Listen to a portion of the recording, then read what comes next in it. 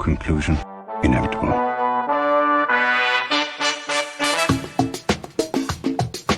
It was a jump to conclusions, Matt. My conclusion was that this idea was not a practical deterrent. My only conclusion can be that it was a Sith Lord. In conclusion. Hello, everybody, and welcome to the only movie podcast that accidentally goes into the future, and then the present, and then the past. But it's not our present, it's a different present. It's In Conclusion. I'm Dan O'Keefe, and joining me, as always, is Anna Otto. How are you doing, Anna? I'm great, Dan. I'm a little cold. It's a little brisk out today, but I got a blanket. I'm good. Yeah, Anna has a Snoopy blanket over her shoulders right now. I'm wearing a Snoopy hat. And joining us today, apparently did not get the memo. Oh, she's putting up a Snoopy blanket right now. It's Anna Horst. How are you, Anna? I am great. I am over-caffeinated and have way too much sugar in my system, so I am ready. Yes, you love to see it. Yes. Also, I would like to point out that Anna Otto, she has like a professional headset on. She looks like she's ready to be like an air traffic controller. Mm-hmm. While Hold, Anna please. Horst and I, we're both holding microphones that we got for like Rock Band or American Idol, the video game. We look like we're running bad open mics. Well, this was, in my defense, this is like Gage's work headset that he uses for meetings. It makes me feel a little bit like you said, air traffic control, or like maybe a drive-through employee. When I was little, I always loved to pretend that when I wasn't pretending I was a priest, I was pretending I was a drive-through employee. There's more that we can dive into there. Yep.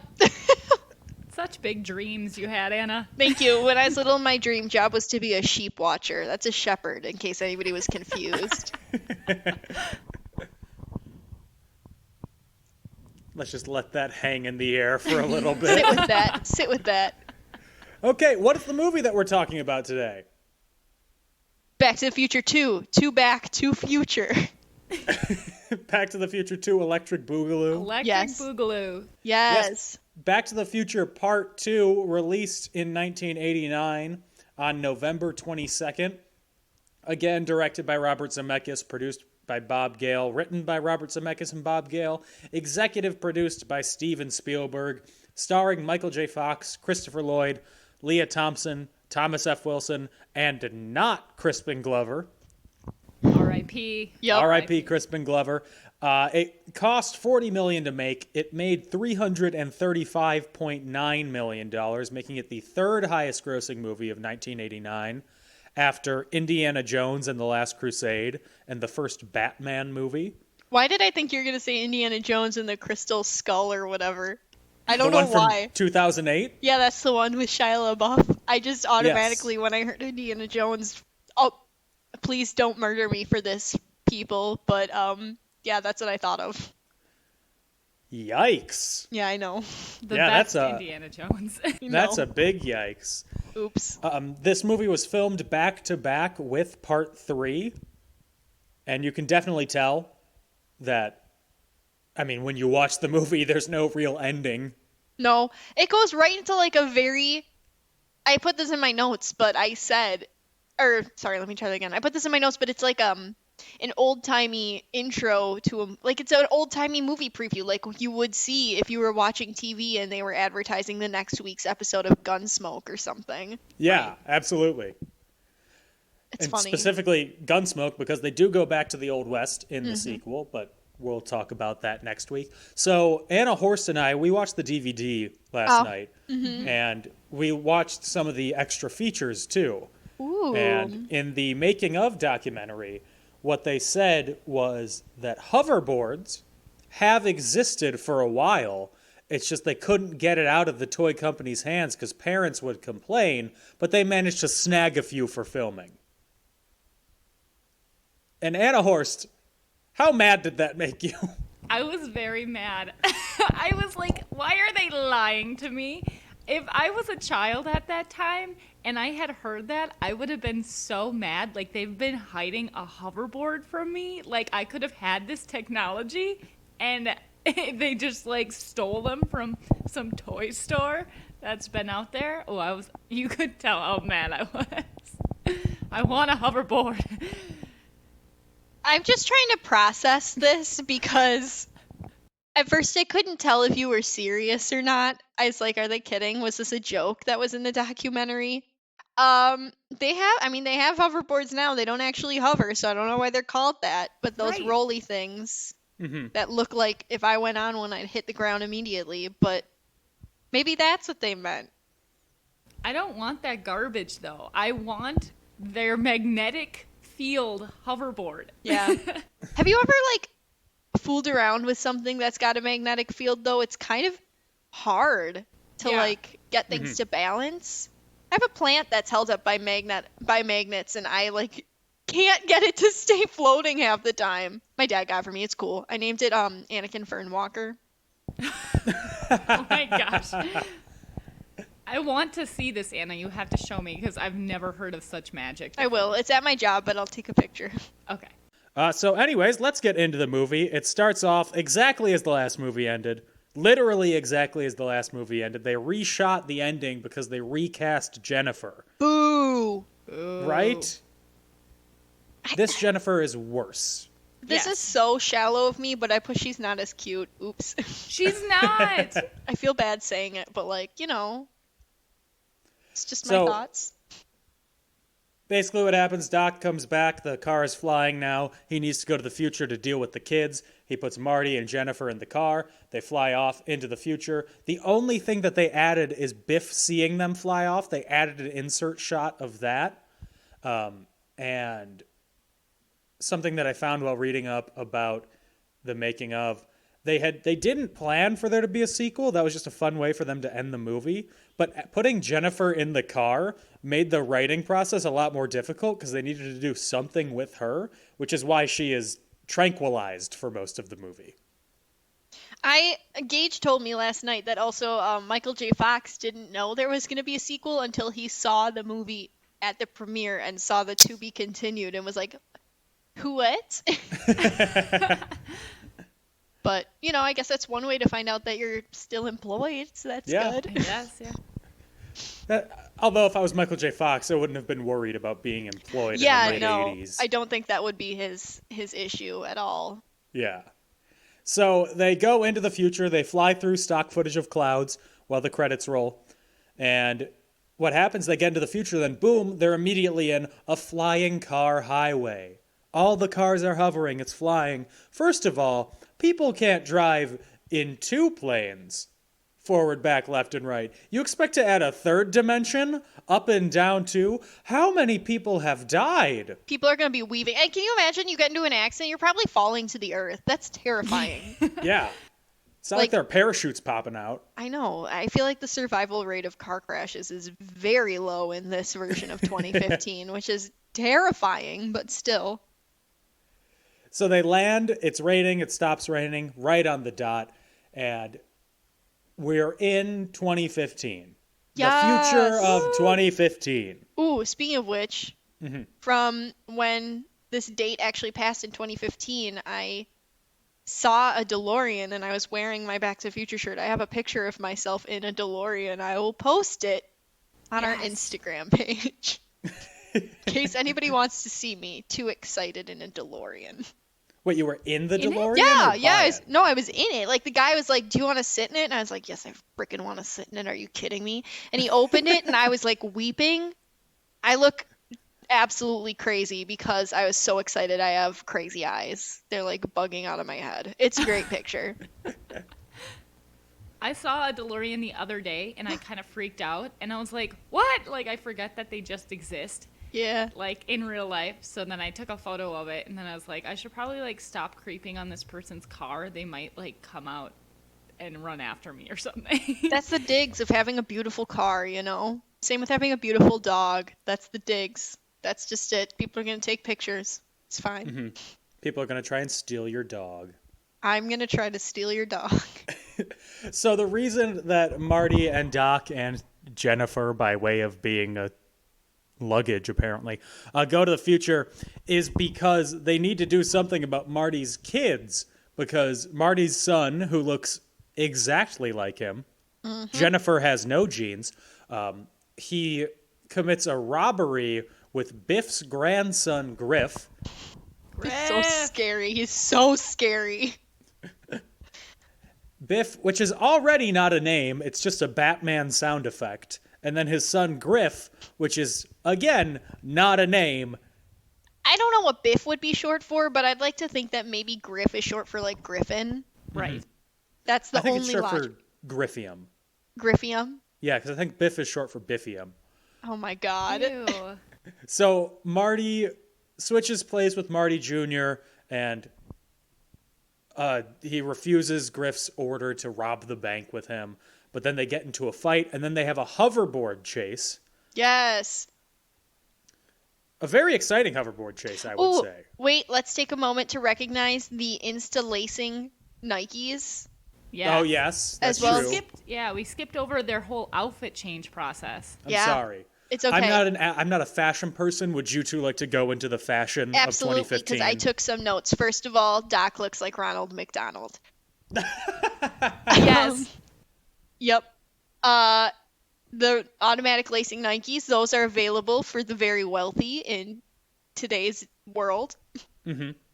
They got one thing right. We do wear a lot more spandex. Mm-hmm. Yeah, that's it. That's For all. me. I noted that for some reason in 2015 they like all have this weird plastic surgery where they put like a new face on top of their face, and according to Doc they get new blood, which really concerned me. Yeah. I mean, you can get like those IVs. It's like an IV party where you can get electrolytes and stuff right away, but I think that's just for if you've been drinking a lot. It's not going to make you any younger. Right. Yep. I'm sorry, wait, you can get what? Oh yeah, it's like New a thing. Oh wait, are you talking about in the movie or real life? In real life.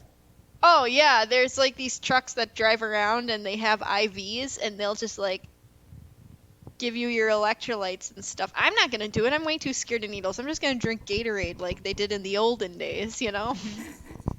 Yeah, Back Dan, in the there's Old like West. a place in the Third Ward now that like is a specialty place that you can go and have like a relaxing time getting a UV full of like electrolytes basically. Nothing relaxing about a needle being anywhere No. near me. Thank you. No. I'm very pro-vaccine, but I don't want any needles coming near me without it gonna benefit my... Well, I guess that's gonna benefit my health too. It's not necessary to me. It's not. I'm going to go away from the present. Dance flabbergasted. Okay. I'm done. We're done with it. Cool. So during the hoverboard chase, Marty goes into the middle of the little pond lake that they have in Hill Valley 2015. And they say one of my favorite lines when Marty goes into the lake. I need to see if I have it written down. I do not have it written down. The line is, it's something along the lines of, "You gotta have power!" I am so freaked out by the way Griff talks. I have it in my notes so many times that he's just wild and his voice is scary and I can't stand it. Oh, I have one other note to share. I'm so sorry. One of the kids in the diner is Elijah Wood. Yeah, I saw that. Okay, that's all. That's it. Yep. I have another note about the diner that like how terrifying are those like Michael Jackson waiters? Yeah. The one of Ronald Reagan. I was like, oh God. I would be very nervous the whole time trying to order from that. Oh. Yeah, I wouldn't think of the three people at the Cafe 80s who I'd want to order from to be Michael Jackson, Ronald Reagan, and Iranian Ayatollah Khomeini. It's a little intense, you know. A little bit. Maybe I could order my food from like Poison as a unit. That'd be kind of fun. Unit. Wait, why Poison? Do you 'Cause I really- love Bret Michaels? No, I just like the song "Talk Dirty to Me." It's my go-to karaoke song. Okay. So basically, Marty escapes. He survives from Griff and his goons. They get thrown into prison because they fly through the courthouse, which now is all glass. They should be dead. Okay. They should be dead. One thing that they got right about the future is there's a lot more glass on buildings. True. Right. Mm-hmm. True. One thing they... Oh, go ahead. Oh, I was going to say one thing they did get wrong is all those, like, hologram billboards that apparently exist. The Jaws 19 one? Yeah. Yeah, I don't know. I think, again, I'm going to use the word sleek again. Mm-hmm. Or slick again. I think everything in the real world future is a lot more slick and sleek, whereas back then they pictured the future to be a lot more pixelated. A lot more 80s. Yeah. The future would make it 80s. Another trivia fact, all the cars that they used in the future were taken from other movies. That doesn't surprise me at all. Yeah, they just took them. Yep. So basically what happens is they go back to the past. Everything is all fine and dandy, wrap up the movie, roll credits. But oh no, Jennifer has been found because they left her body on garbage. By two weirdly sexy cops? Very sexy cops. Like, these female cops look like models. They look like Ivan Drago's wife from Rocky IV. Yes. Mm-hmm. Yeah. I noted I think it's Daryl Hannah. Yeah. But they're just like... they're so pretty. I just don't even know how else to say it. Like, they just are. They look like models. They do. So they bring Jennifer to the home that they share in the future, which we are told is in like a slum area of town now. But when you go inside the home, it's exactly what you would imagine a very nice home in 2015 being if you lived in 1988. It's got like all your plants and stuff retract from the ceiling. You got all these scanners. Everything's all high tech. You don't have doorknobs anymore. You scan your thumb. That's a very nice home. Big screen TV. I always love a big screen TV, right? Hallmark of wealth. It's a nice, like, a big home. It's not, like, what am I trying to say? It's not a shack by any means, like you said. Absolutely not. Like, it's just a nice looking, the outside could maybe use a couple coats of paint, but the inside is nice. The one thing that I did skip over is that Marty, in the meantime, goes and buys Gray's Sports Almanac, which has, in this very small book, every major sporting score from 1950 to 2000. Totally unimportant for the plot of the film. Totally not going to come up again. Nope, never. He throws it in the trash, and that's it. That's all we see of it. Anyways, Jennifer wakes up in the 2015 home and hears the future self talking about Marty's life. She hides in the closet. And apparently, something that we didn't know in the first movie, Marty becomes a real hothead when he's called Chicken. Something that they invented for this one, because that did not happen in the first movie. Oh, sorry, go ahead. Ooh. I feel like we're about to say the same thing, that I totally, like, must have made it up in my mind that it was in the first film. And then I just, like, kind of thought that the rest of them, that was just an ongoing thing. I never noticed it until watching it this time. Exactly. That chicken thing, yeah. I was going to say the same thing, because whenever I watch these movies, like, when I watch the first one, I can quote most all of the first one. Second one, not as much. I can quote it a little bit, but not as much. But the one line I can quote from this movie nonstop is the chicken line. The nobody calls me chicken. Whenever he says that, I, like, feel it in my bones. But, yeah, I guess I just kind of thought it happened in the first movie at least once, and I was like, oh, no, I guess I've seen the second movie plenty of times as well. So, I don't know. It's just, yeah, it's one of those things, like you said, it seems like it... Because there's so many throwbacks to the first movie that you would think that it would be something that they were throwing back to, but guess his catchphrase doesn't come into play until the second movie. Yeah, there's a pretty major throwback to the first movie in a little bit that we'll get to. So we see future Marty come home wearing two ties, a fashion style that I'm sad did not come into effect. I also noted that he was wearing two ties. I was like, what a look, honestly. He gets a video call from his coworker, Needles, Douglas J. Needles, Is played he- by Flea. Is he mentioned in the first movie? Nope. No. Okay, sorry. I had in my notes in all caps. I was like, "Excuse me, is this Needles guy?" Like, because they act like Jennifer says his name like Needles, like he's someone that we should know about. Mm-hmm. And I was like, No, no. Needles is not in the first movie. He's played by Flea from the Red Hot Chili Peppers. He looks just like a creepy old dude. I wouldn't want to be friends with him. But he goads Marty into some business deal. I assume it's fraud. But because we live in a boring dystopia in 2015, his fraud was being tracked by his company when he scanned his card, and he gets fired and gets 94 different faxes around the home saying you're fired. Yeah, for that scene, I just think it's so funny because, like, actually in 2015, fax is obsolete for the most part. Everybody was playing Pokemon Go. We're using email. He would have gotten an email. Also, can I throw back for a second? We forgot to mention that all the children, including Michael J. Fox, or including Marty's daughter, are played by Michael J. Fox. You have Marty McFly, Marty McFly Jr., and Marlene McFly. Okay. I was gonna say I noted how amazing Michael J. Fox's legs are for being like a He man. looked great. He looked great. Like I was like, your legs are better than mine. Like what? He's a beautiful man. He's so beautiful. Also, Anna had me do my best realistic woman voice. After Oh, we saw let's that hear it, scene. Dan. Let's hear it. Hey guys, how's it going? I'm closing my eyes. I'm trying to picture you, a woman. Does Interesting. anybody want to go to the park?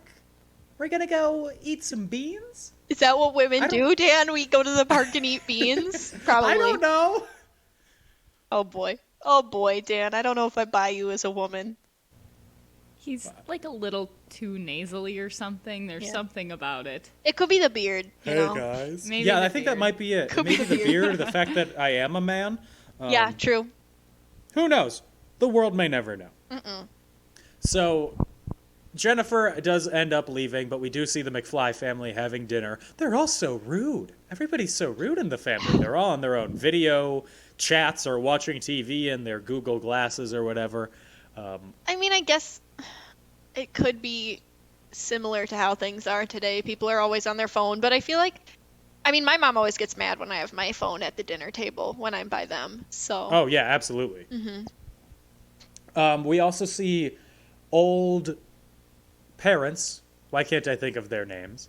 What are their Lorraine names? and George. Lorraine and George. George threw out his back in a deleted scene, I think it is. He threw out his back on the golf course, but it wasn't from his backswing. It was because a car landed on him.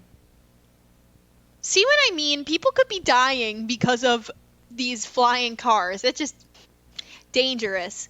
Dangerous. He would have been squished like a little bug. He should have been snapped like a twig. He's lucky that Right. his back was only thrown out.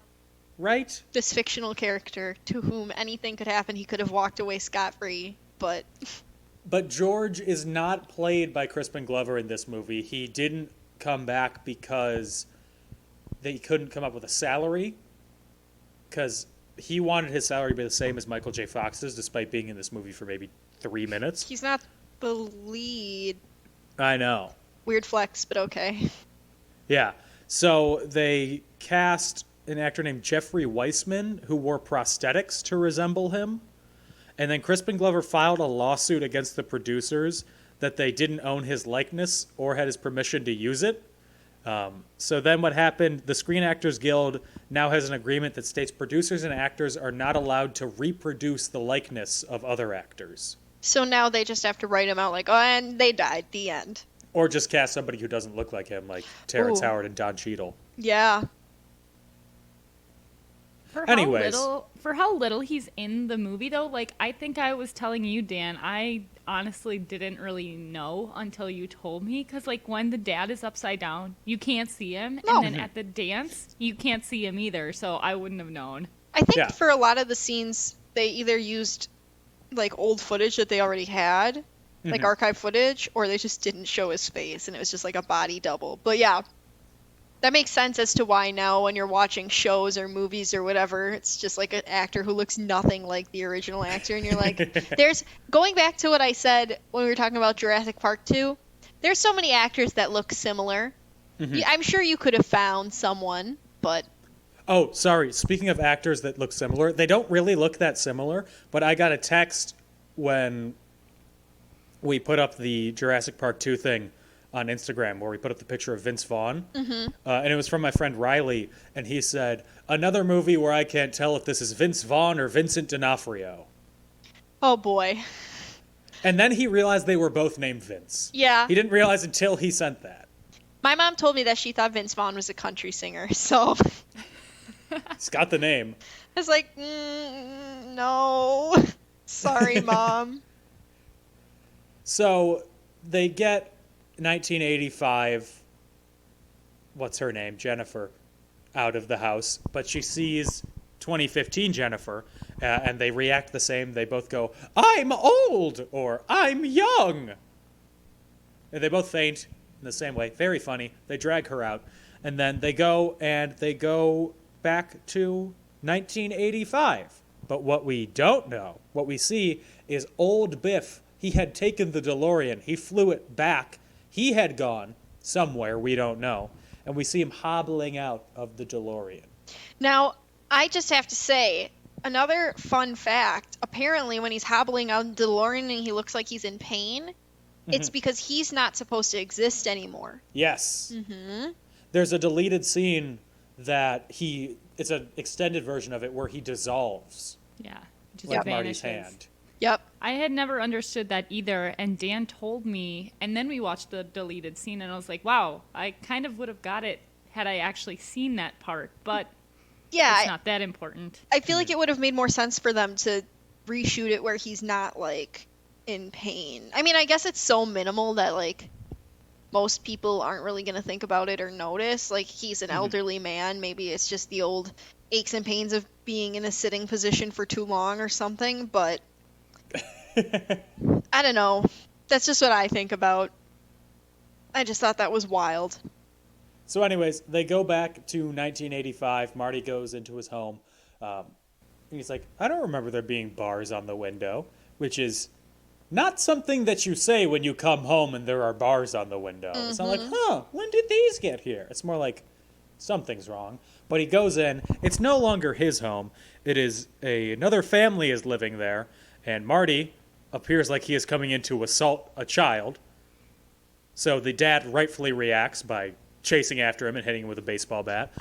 Honestly, again, this is another situation in which Marty would be so much more screwed if the dad was a better shot. Like, Absolutely. Yes. there's no reason why this man should have missed, but he did. So Marty runs away and he realizes that it's not the 1985 that he knows. It is a suburban mother's hell version of 1985. All the roads are trashed. All the homes are trashed. There's burning cars everywhere. It's what every 80s mother who was really into Dare thought would happen if their kid even knew what marijuana was. There's stray dogs just running in the street. A whole pack of them. Mr. Strickland. Roving gangs of shooters who literally shoot up Strickland's house. He looked like Rambo with his scars and his guns and his ammo. I was like, oh, didn't realize I was watching Sylvester Stallone film. Great. Love to see it. What a good look. Also, I want to point out that right when they get back to 1985, they put Jennifer on a front porch swing, and at the rate that these shooters are just shooting at houses, she would have been dead as well. Oh, yeah, for sure. Very dead, absolutely. One thing that we skipped over in the future, they hear that Jennifer, the future versions of them, hear that Jennifer has been tranked again. As if this is a normal occurrence for her. I feel like there's a lot of issues. Like, they seem like they're going through it, you know, maybe there's some unspoken issues they need to address. So anyways, Marty goes into the town square. They've knocked down the courthouse. Instead, in its place is Biff's Pleasure Palace, or whatever it's called, a giant casino, which is also surrounded by, like, nuclear waste plants. And also Billy Zane in a cowboy hat. Yes, I had to make sure it was Billy Zane in this movie again. Oh, his name's in the title sequence because he's a big star now. And 3D is in his modern 3D glasses, whatever his name is. As it turns out, Marty gets knocked out by Biff's goons. They bring him back up. They did a classic wake-up scene where Marty sees his mother, who now has gigantic bazongas, is the only way I can describe them. Is anyone not looking at them in this scene? Because I was looking at them, Gage was looking at them, Marty was looking at them. Anna, how would you feel if, like, I know that they're prosthetics, but, like, if someone just is like, okay, we're going to put this on your chest, and she's probably, like, wearing that for a long time. That's got to be, like, so heavy. I would be like, okay, between scenes, do you mind? There's a bed right here. Can I just lay down so I can take the weight off of my chest for 2 seconds? Or would you need, like, an assistant Yeah. whose only job is to hold them up? Yep. Yep. So, as it turns out, Lorraine is now married to Biff. Ugh. George McFly has died.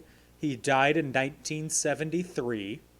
Or 77, one of the two. There's a dramatic thunder strike when they reveal that George is dead, and I live for it. In a very fake cemetery. Mm-hmm. It looks like a set for a Nickelodeon movie. One thing that I noticed, there's some crazy set dressing that they did for the Crap Sack 1985, because that's a real street that they're on. Mm-hmm. That's insane. I love it. I love the set dressings in this movie in general. They're just all so over the top. Yeah. In, like, a good way. Like, they're just nice. I don't know. I like them. Yeah. They're pretty. They're good to look at. You like to look at them. They're pleasing. Uh-huh. So what happens is Gray's Sports Almanac, future Biff went into the 50s, gave it to the Biff of that time, who then he made his money betting on sports races, which he then turned into a multi-million-dollar empire. And he became, I mean, it was Donald Trump then. He became Donald Trump. I was going to say that. I was like, should I say it? He was Donald Trump. Like, so clearly. Also, I don't know if you guys, like, even as, like, when you were younger watching this, had the comparison, but that's, like, always who I thought Donald Trump was. So just growing up, I was, like, had this, like, parallel. Oh, boy. Yep. No, I definitely didn't. I was kind of a sheltered kid. Like, I didn't even know what The Apprentice was or anything like that. Oh, okay. Uh-huh. But I definitely was... I don't even really know, but he is definitely like what I would have imagined a CEO of a company to be like when I was little, or like anybody with, a lot of money. Yeah. So what the Marty and Doc figure out is that when that happened, it created a separate 1985, which is the timeline that they're living in. And Marty's like, why don't we just go back to 2015? Because that 2015 would be the 2015 of the bad 1985. So instead, they have to go back to 1955 and stop Biff from actually using the almanac or getting the almanac. And that's the only way that can have their reality recreated. Something that doesn't totally track, though. So old Biff dissolves. He dies because he changes the past. Mm-hmm. Shouldn't Marty and Doc also have died? Well, I guess not, because his Marty's past is still the same until his dad gets shot. You feel me? Like he's still the son of the author version of George and the Lorraine, normal version of Lorraine, and then the only thing that changes is that she marries Biff. Like, that's not his dad. Mm-hmm. That's true. And I feel like it's the same with Doc. Like, he was directly affected by the idea, like, in the same way that we're all directly affected when something happens, like, big to the world with our leaders and people around us. But I feel like as a person, he wouldn't have changed. Mm-hmm. Okay. So that's just my reasoning for it, why it makes sense to me. So. Thank you, quantum physicist. You're welcome. Please, it's Dr. Professor Anna. Football playing king in space. So Doc and Marty, well, first Marty has to escape Biff, who tells him that he killed his father. He escapes him onto the roof. Biff is threatening to shoot him with the same revolver that he shot his father with. Marty then jumps off the roof. Biff is like, that was easy, until he sees Marty standing, floating on the flying DeLorean. He uses the door as a weapon to knock Biff out. I feel like there should have been a louder crash when Marty jumps off the building onto the car, and I feel like he would have actually slid right off the hood. Yeah. But again, what do I know? I'm just thinking logically. You know, this is a movie. There's no logic in movies. No, absolutely not. There's no crying in baseball. There's no logic in movies. So Also- then Marty... Sorry, you go. Oh, yeah. No, last night when I was watching this with Dan, I kept saying that Marty was a little trapeze boy in this movie because he was just flipping off of everything and jumping and, like, somehow managing to, like, dodge bullets. Oh, yeah. And it was just... And it kept going, too. Like, as we get into the movie, I'll scream it some more. But... Didn't you know he got kicked off the school's gymnastics team? Wait, what? No, I'm just kidding. I'm just kidding. I was talking about I was like, Jurassic did he Park 2. actually do gymnastics? No, I was kidding. I was kidding. He I was would've a believed you. high school basketball player, though, in his Wolf days. Oh my God. Get out. So Doc and Marty, they No, go never to mind. 1955. Okay. Continue. you They're sure? in 1955. What a year. We're there. Billy Yes. Zane is also there. So they go to 1955. Marty goes and follows Biff and watches him get the almanac from 2015 Biff. Then he gets locked in the garage for hours on end. He's such a bad spy. Like, just the worst. He gets told to get clothes that aren't too conspicuous, so he dresses like James Dean in Rebel Without a Cause, and also what I imagine a CIA agent trying to blend in to a child in the 50s. That's how they would dress. Literally. To me, I thought he looked like Michael Jackson. Like, he had the hat and, like, the leather jacket, like the Like the bad Smooth look. Criminal. Or Smooth Criminal. Yeah. Yes. But, like, the opposite, because it was all black instead of all white, but yes. Right, yes. Yes. So they go to the dance. Marty tries to get the almanac from Biff a bunch of times. It doesn't work. Eventually he follows it into Strickland's office, where Strickland has taken the almanac from Biff. His hand gets crushed by a chair, and I'm like, wow, Marty, you have some great control over yourself, because I would have screamed. Oh, yeah, I would have been crying. I would have probably thrown up. You know, like that pain when you stub your toe or you get your fingers squished and it hurts so bad that your stomach just feels like it's going to make you throw up? Yeah, I feel like that's what I would have been experiencing. I would have been down for the count. I would have been like, leave me in 1955. I'm dying. I'm dead. This is the end. It's fine. Let's just say his hand would have been broken. Like, Oh, it true. would have been broke. Yeah. Yeah. So he eventually does get the almanac from Biff, because after Biff gets knocked out by George, which happens, they use the same footage, he steals it from his pocket, which has my actual favorite line in the movie. Hey, I think he stole that guy's wallet. I think he stole that guy's wallet. Yeah, that whole scene is ridiculous. I know CPR. What's CPR? And he just punches Biff. And then when Biff wakes up again, it's the same guy. He's like, he went that way. I think he stole your wallet. I think he stole his wallet. He really is. He's caring about that wallet, you know? Yeah, obviously. So then Biff's goons chase Marty. Marty has to be a little trapeze boy and Yes. escape them on stage while Marty is playing Johnny Be Good. Very well. I like seeing it from the other angles. It's pretty cool. That scene stresses me out, though, just because, like, being on a stage and having to work on lights and stuff, I'm so scared of heights, it freaks me out. So watching him crawl across that just took me right back to being in stagecraft and being told to, like, help take down the lights during a strike and being like, I can't do it. I can't do it. I'm too scared. Anna, you need to be a little trapeze boy. I Come know. on. I'm scared of heights. I can't. I'm trying. I don't even like standing on a chair that much to, like, get something down off a shelf. Ooh, Are you okay? I get nervous. I get scared. So Marty drops sandbags on the goons, which would probably concuss them, but whatever. They're not real people. It's just Billy Zane. He's the only real one of them. He goes to escape, and Biff sees him, and a chase happens. Biff gets the almanac from him. Marty has to go and chase him. They go through the longest tunnel in the world. Marty still has the hoverboard because it came from the DeLorean. I like it. I think it looks pretty cool. You're shaking your head, though. I'm just shaking my head because I just was thinking about how when Biff is driving and they're fighting at the same time, how, like, they should have crashed, like, 25 times over. It's just kind of, like, over the top to me in a way that I like. I mean, it's very action movie-ish. This is where it gets its action movie moment because, you know, they do stuff like that in Fast and Furious and stuff, like, all the time. People are hanging out of cars and they're punching each other.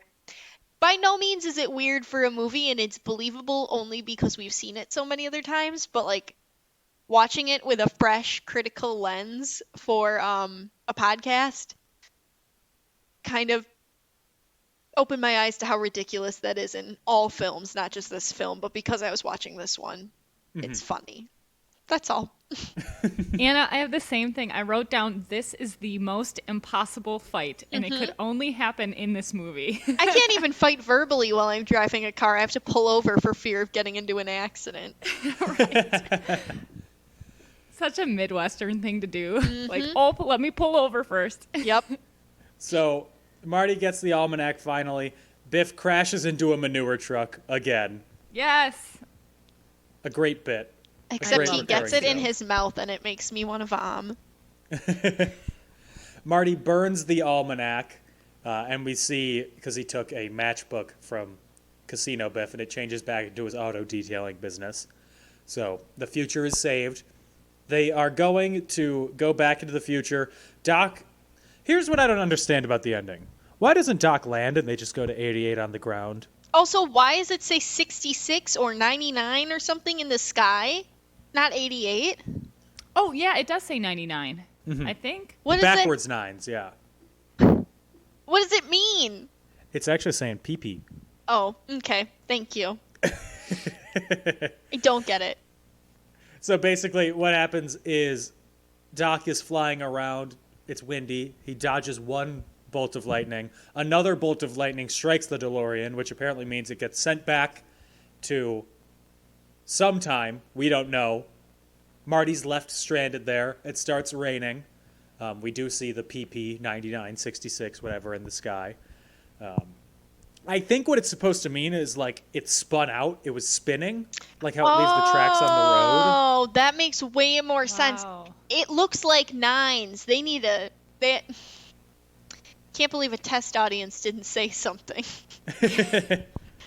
Let me write a letter to Robert Zemeckis right now and get him to fix it. Right? Dear 1989, I'd like to speak with you about Back to the Future 2. So it starts raining. Marty is left in there. He sees a mysterious car drive up, looking like it's an FBI car. Some guy gets out, goes, "Mr. McFly? Are you Marty McFly?" Very adversarial. Yeah. Turns out it's just the Western Union man. He should deliver a letter. He's taking his job very seriously, you know? He is. Deliver a letter that's been in their possession for 70 years. They had bets on it, saying whether or not it would actually happen. As it turns out, Doc gets sent to 1885, 100 years prior to 1985. He's okay. He writes a letter to Marty, and then the movie ends, pretty much. And then we see a trailer for Back to the Future Part 3. And that's it. Yep. That's it. I do have a final note that I, some reason, put at the end of the movie, or at the end of my notes. People pass out a lot in this movie. That was, I guess, what I took from it. Yeah, they do. They do. How many people pass out? So you got both Jennifers. You got Jennifer for the first time also. Right. You got Biff. Marty gets knocked out at one point. I don't know if that counts. That counts. His son almost gets knocked out in the Cafe 80s. He's like, I don't know what loopy, I guess. Yeah, he's also a little pansy boy. All three goons get knocked out, and they kind of get knocked out twice. Yeah. I'll say that Biff gets knocked out because he gets manure in his mouth. Ew. That's a KO. You're if down ever for the I've seen count. one. Ugh. That's like 9 times. Yeah. Honestly, Biff, I'm surprised he doesn't have more brain damage. Yeah. Oh, final one. I think the reason I put it is because Doc Brown passes out right at the end when Marty comes back. Okay. You know, like when Marty Yeah. is back and finds the old Doc Brown, then Oh. Doc Brown passes out. Yep. Yep. A line that I skipped over, which is another one of my favorites. One of Marty's suggestions for stopping Biff is literally landing the DeLorean on his car. To which Doc says, Marty, he's driving a 46 Ford and we're in a DeLorean. He'd rip through us like tinfoil. True. I mean, DeLoreans are cool. They're not great cars. They're not very There's functional. a reason why they're not still popular today. Yes. Some trivia about the movie. Netflix briefly edited. I'm sorry, I'm reading this trivia. Netflix briefly used an edited print of the film that shortened the scene involving Biff's dirty magazine, despite it being integral to the plot. Really? For some reason, they used an edit, like a TV edit, which was weird. Okay, first of all, I watched the movie on Netflix, so they must have changed it back because it seemed normal to me. If I'm remembering correctly, it was a 1955 nudie mag, so it was like not that Anything inappropriate. bad, yeah. It's like girls in swimsuits. Yeah. Yeah. It's ooh la la, and they're all well covered. Yep, I was like, ooh la la, that's not what we would consider a saucy magazine today. No. Yeah, you see more scandalous stuff in the ads for Target. Exactly. Like, I see more scandalous stuff when I'm shopping for a swimsuit. It's right. Marty, when he gets kicked in the gut by Biff, his gasp is real. Robert Zemeckis is apparently big on real reactions, and his mantra is pain is temporary, film is forever. Oh my god, no thank you. None of that. Owie, zowie, no thanks. The production nickname for Bad 1985 was Biff Horrific 1985, which is pretty fun. Yes. The Chicago Cubs almost won the World Series in 2015. They did win it in 2016, and the film's Twitter excuse for it is there was no MLB strike in 1994, which there was in real life. So everything was pushed back a year in real life. Ah, Okay. sounds about right. Yep. The bad present where George McFly was murdered came because of Crispin Glover's refusal to take part in the sequel. Yeah, which makes me wonder what it would have been like if he had taken part in the sequel, like what the storyline would have been.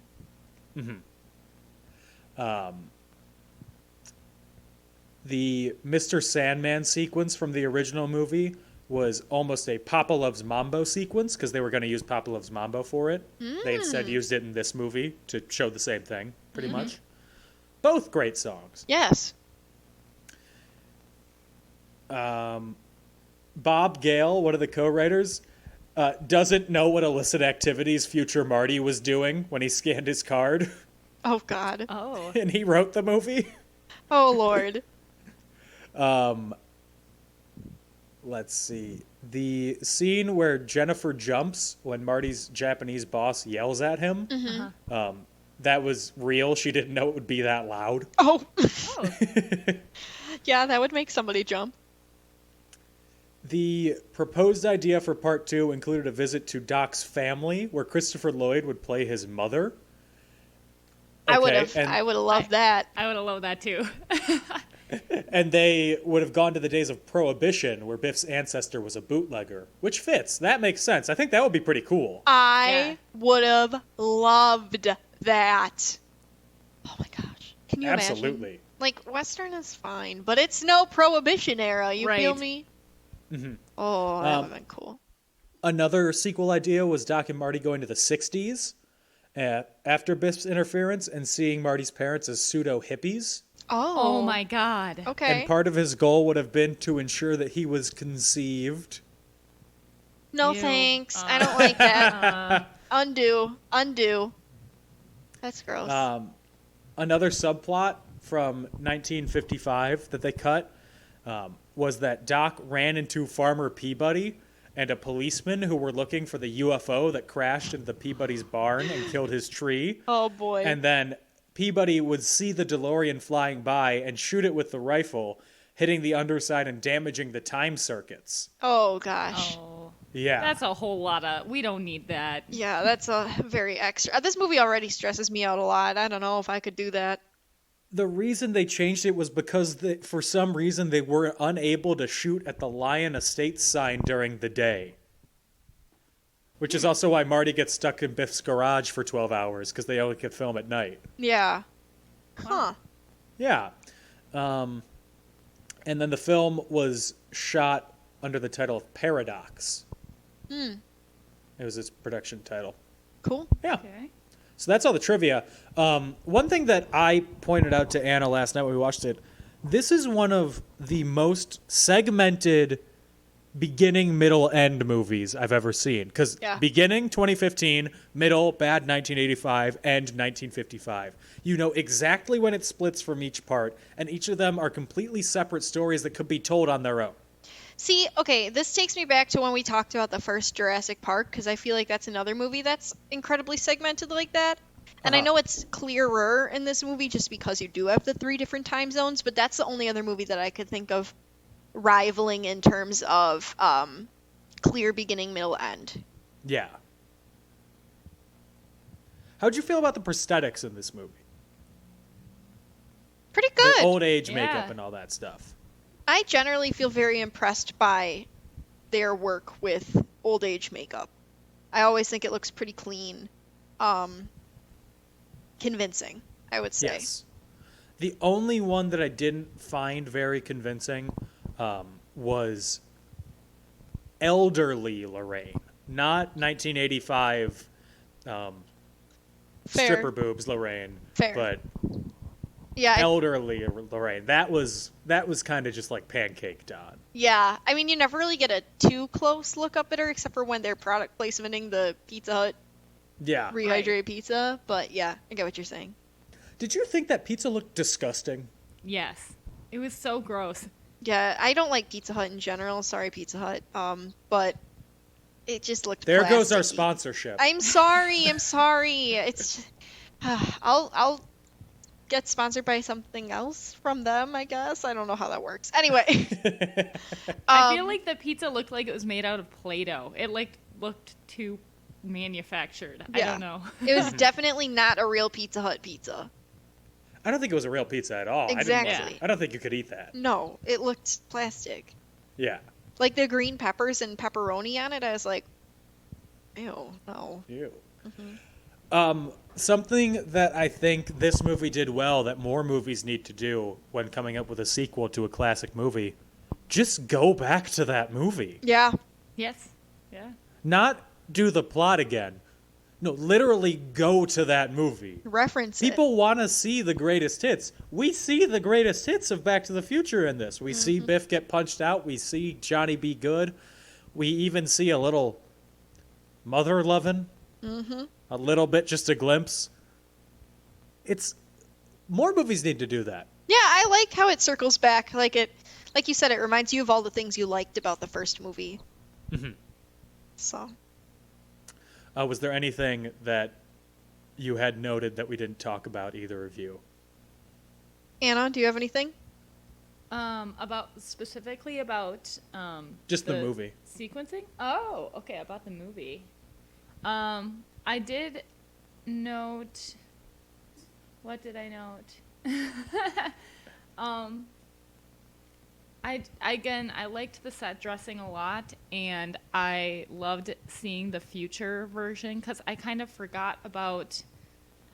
of forgot that this movie was so much like sequenced like that, and I thought that the middle like Biff 1985 was a bigger part of it for some reason. Like I always think of the second Back to the Future as just being like the terrible Biff world, but it's really not that big a part of it, and I don't know, I enjoyed it more than I thought.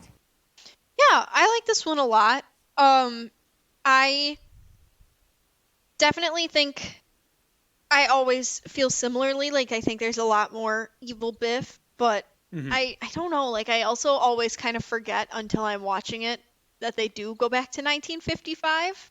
Like, it just kind of doesn't pop up in my memory. And then watching it, it's like, oh yeah, that's how this plot works. Right. Also, something that I was going to mention that's kind of a sad fact, but between the original Back to the Future and the second one, Michael J. Fox forgot how to skateboard. It was an early sign of his Parkinson's. Oh. Yeah. So I believe, I don't know if it was leg doubles or what, but yeah. For some of it, at least.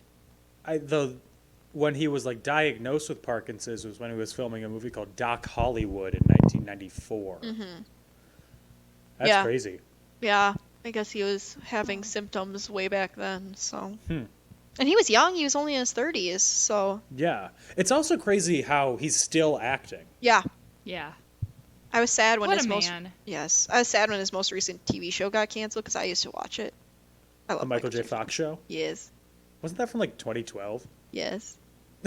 Gage, you're not Gage. Dan, you forget. It was 2013 and I was in college. That's true, yeah. Yeah. So I was watching it.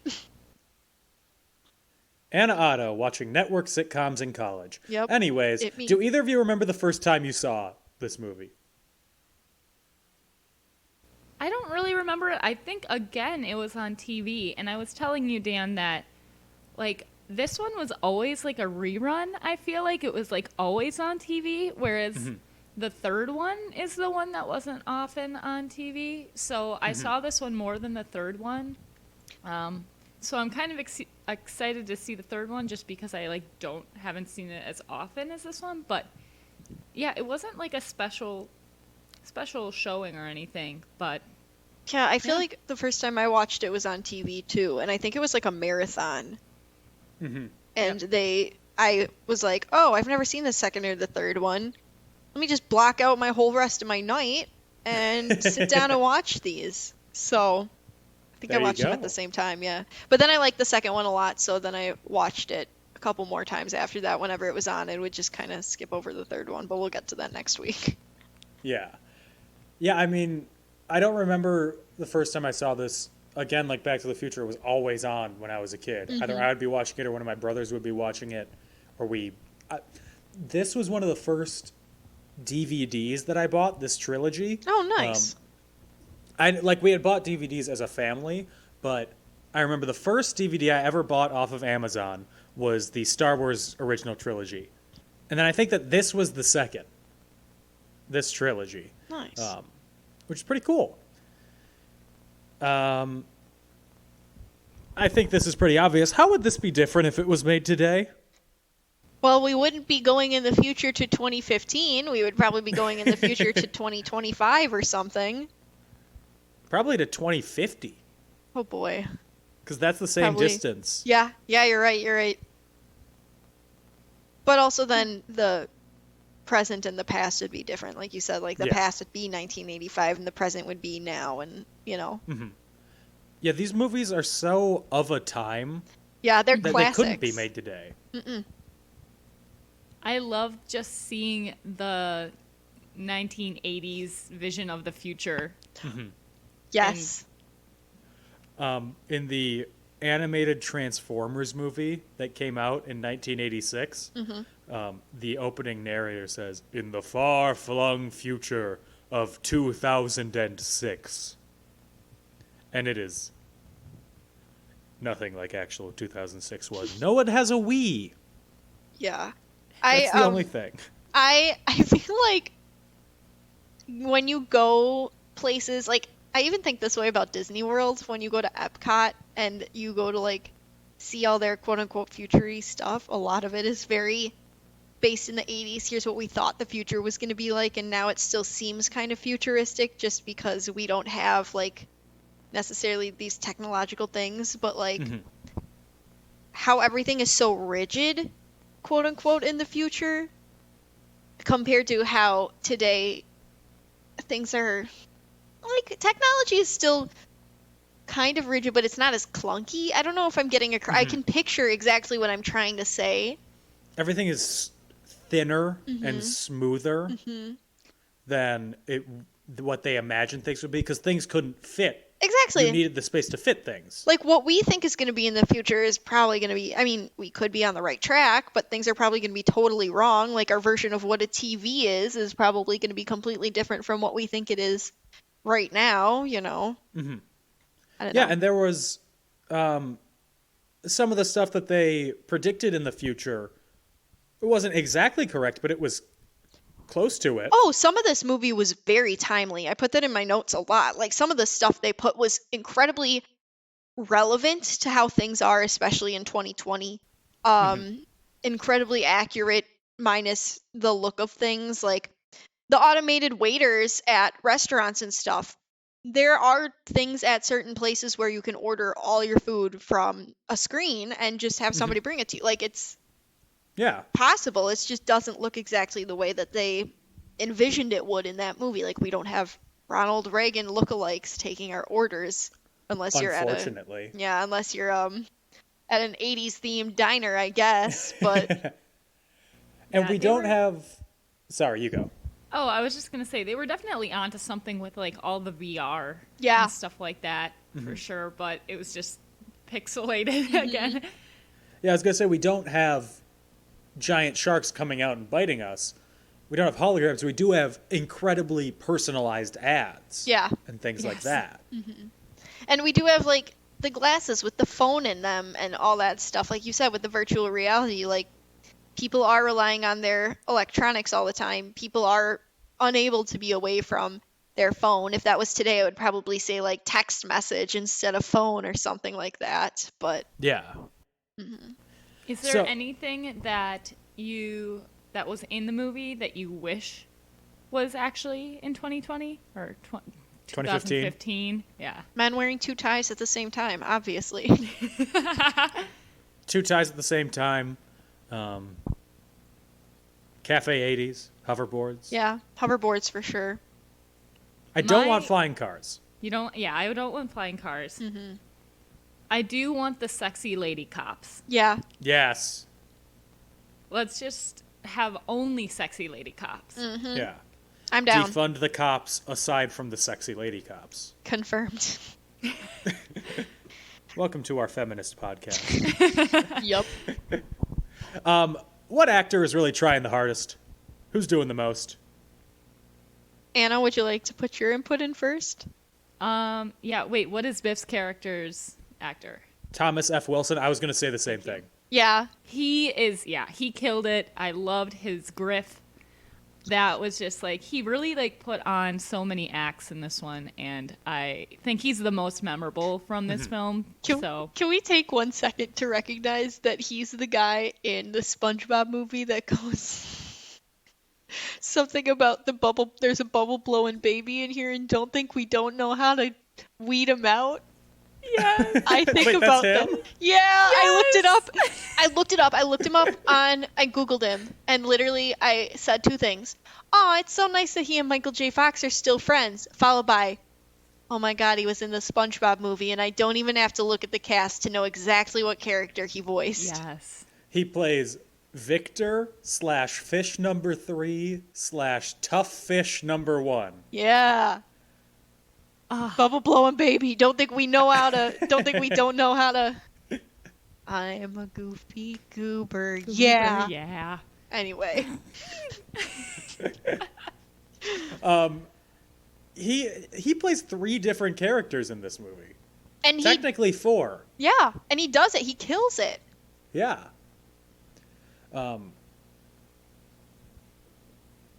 It's either him or the Wallet Kid. Dan, no. Oh my god, no. Definitely Biff. Who was your favorite version of Biff? So, I like old Biff because he doesn't give a crap anymore, and he corrects Biff on make like a tree and get out of here. Wait, I love make like a tree and get out of here, though. I say it all the time. It's leave, you idiot. Oh, so good. I really like Griff. He's my favorite one. Just because I'm so scared of him. Which means that Anna, based on the rule of threes, you have to like Donald Trump, Biff. No. Well, you can like Biff Buford at the Mad very Dog Tannen. beginning. Oh yeah. You can Yeah. like Biff at the beginning where he's a lowly car waxer. Yeah, his Adidas tracksuit is still there. Yeah, I do appreciate that old Biff has like the best slouch ever, and I wonder if that was like actually him slouching or if they built like prosthetics on his back or not. But yeah, Griff, I don't know how you can't just love that Griffith, aggression. he's so scary. Just the way he talks, I'm like, no human should talk like that ever. Well, he's got those cybernetic implants, and there's something went wrong with the wiring in them. Oh my god. Yeah, and his gang of cyborgs. Yeah. Oh. You gotta guys. have power. Yeah. I wanted to point out that in the future, he does have a female goon. Yes, That's which I was true. so excited about. She's got that Ariana Grande pony. Pony. Oh my god. Pone. Pony. Her Ariana Grande pony. If you want to, Thomas F. Wilson, he has a YouTube channel where he makes vlogs, and they're pretty interesting. I've watched a couple of them. I'll be tuning in.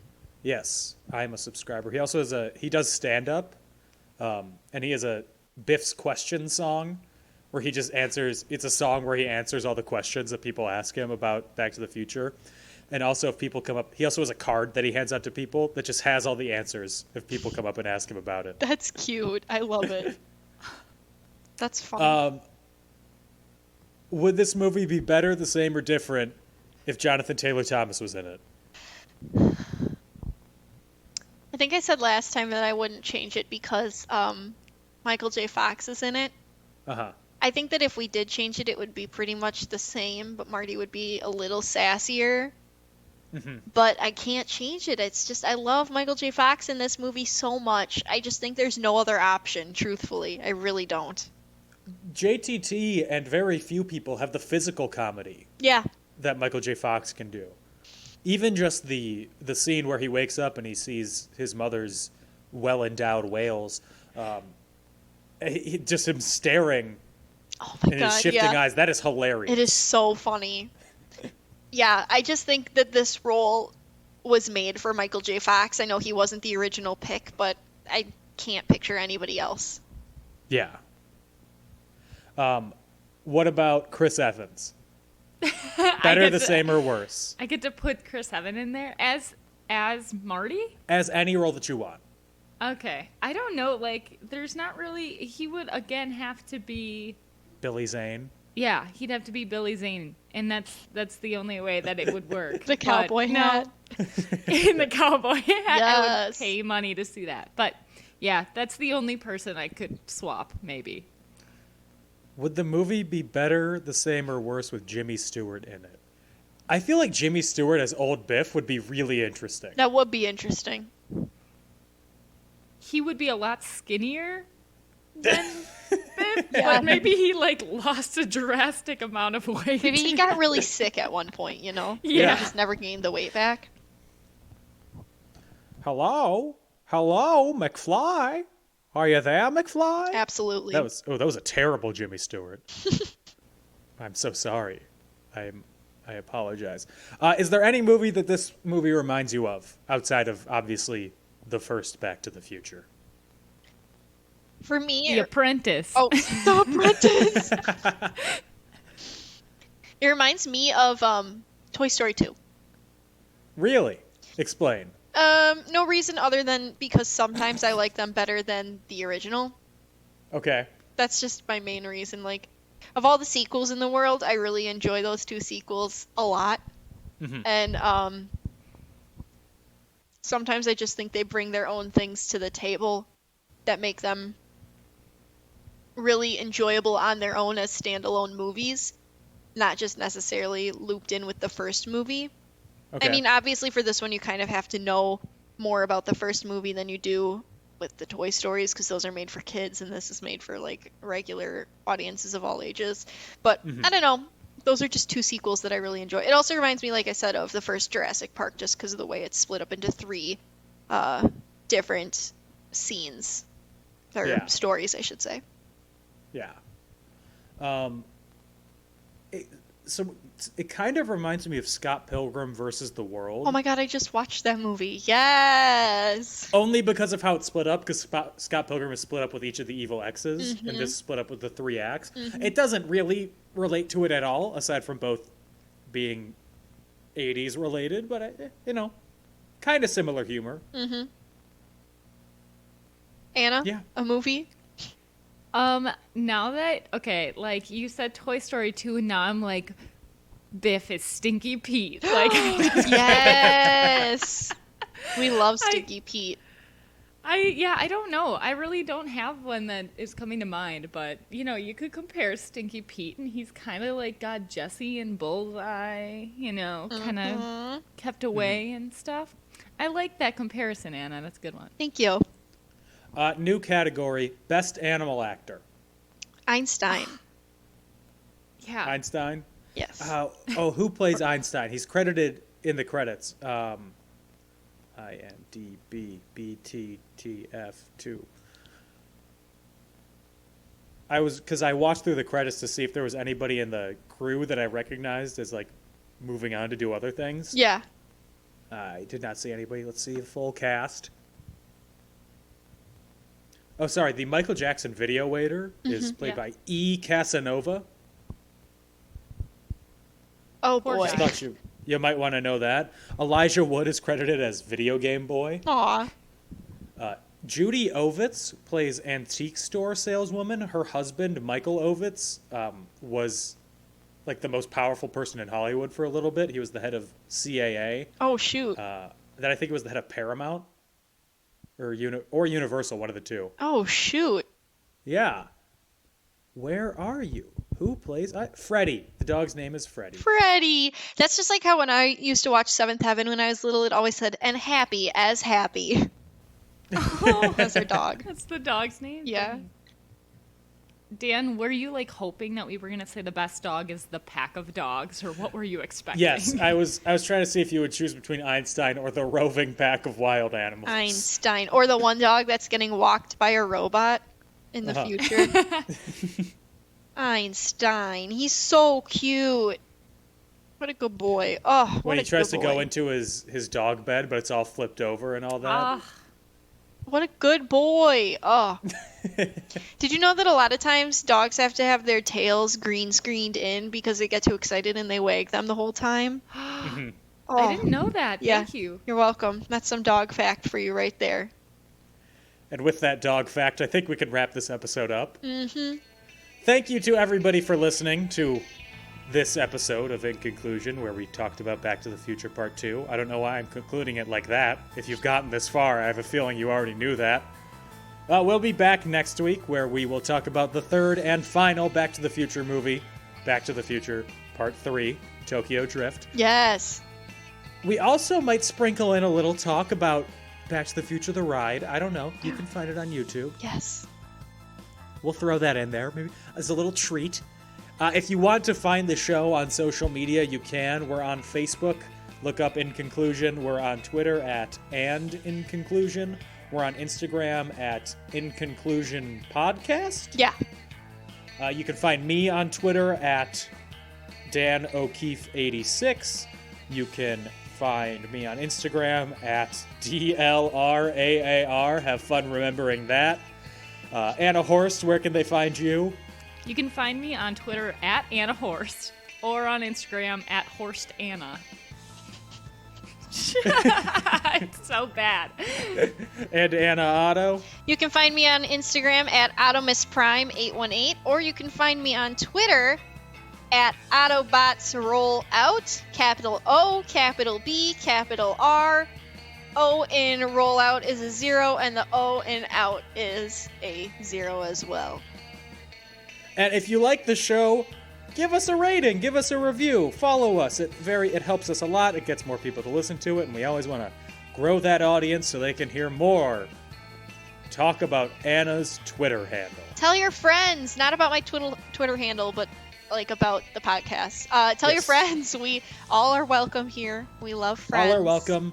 If you have any movies that you would want us to talk about, let us know. Our DMs are open on any social media. If you have any questions for us, DM us, whatever. We'll answer questions. I don't know. DM Dan and tell him that we should talk about High School Musical as a trilogy because It deserves to be talked it about. does. And if it's gonna happen. Okay, we'll be back next week with Back to the Future Part 3. Thank you, everybody, for listening. Stay safe, stay healthy, stay golden pony boy. I don't know. Bye-bye. Bye. Bye.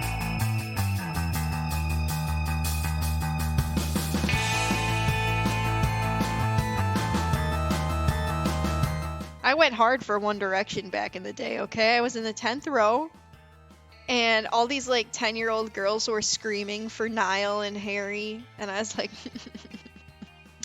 you're sorely mistaken. Those are my husbands.